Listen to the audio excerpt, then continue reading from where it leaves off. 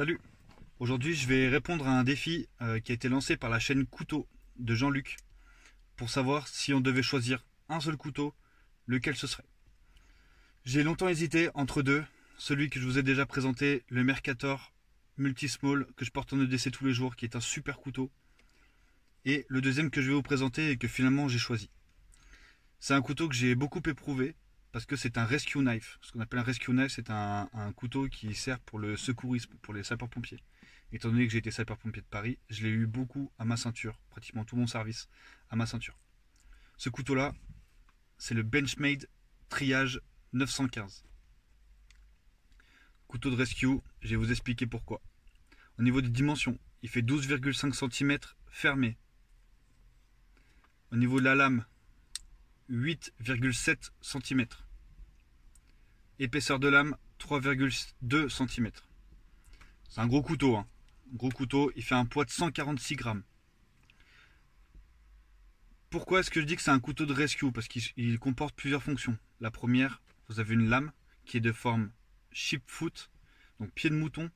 C'est une lame avec une pointe qui est assez peu agressive. Pourquoi cette forme de lame pour un couteau rescue? C'est vraiment intéressant parce que ça permet, quand on veut découper des vêtements, de venir sous les vêtements sans risque de blesser la personne. C'est vraiment le côté arrondi de la lame qui vient contre la peau de la personne. Ensuite, vous avez ici un petit ergot. Ce petit ergot, hop, il permet de venir sortir un crochet, un coupe-sangle. Ce coupe-sangle, il est redoutable, il est acéré comme jamais. Il vient couper tout ce qui va être ceinture de sécurité, lacets de chaussures, vêtements dans certains cas. Je sais que j'ai déjà découpé une Rangers avec. Et vraiment, la Rangers, elle faisait pas la maline. Un truc comme ça, c'est génial. Vous avez ici des petites jimping, des petites, ce qu'on appelle jimping, c'est des petites cannelures. Vous en avez ici et vous en avez ici aussi. Ça permet d'avoir une super préhension. Et là, elle n'est pas bloquante la lame.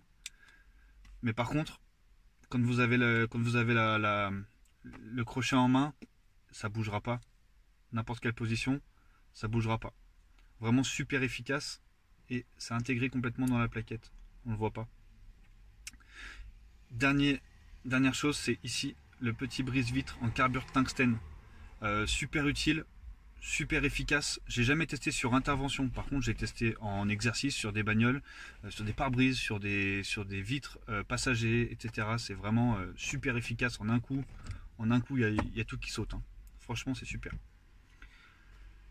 Ce couteau-là, je l'ai eu à la ceinture du coup pendant mes 3 ans de service chez les pompiers de Paris. Je l'avais à la ceinture grâce à ce petit clip. D'ailleurs, petite astuce pour les sapeurs-pompiers qui veulent avoir un couteau avec eux parce que c'est toujours utile. Je vous conseille de le mettre de l'autre côté de la ceinture, pas de ce côté-ci, vraiment de ce côté-là avec la ceinture qui passe devant. Ça sera beaucoup moins facile pour vous l'attraper, pour le retourner contre vous si vous allez un peu dans des endroits un peu chauds, voilà, on ne sait jamais quoi. Ce couteau, il a été créé pour être utilisé même avec des gants.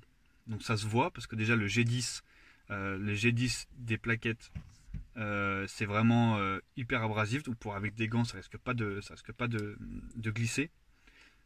L'ergot de blocage de lame, il ressort pas mal. Et pareil, cet ergot-là, c'est pareil, il ressort pas mal. Donc ça a été vraiment étudié pour être utilisé avec des gants. Ensuite, l'ouverture et la fermeture peut se faire à une main grâce au système Axis Lock. Axis Lock, c'est des petits ergots que vous avez de chaque côté et quand vous venez le faire glisser, ça vient libérer la lame. Donc la lame, elle est hyper souple. Hop. Ça permet de pouvoir l'ouvrir et le fermer à une main. Ça, c'est plutôt pratique quand on a une autre main qui est occupée à faire autre chose, à faire une compression sur une hémorragie ou ce genre de choses. Toujours utile. Du coup, je disais, quand vous le portez tous les jours, par contre, il fait un petit peu lourd pour un EDC urbain, etc. Ça, c'est moins de 100 grammes. Ça, c'est 146 grammes. 146 grammes, c'est énorme.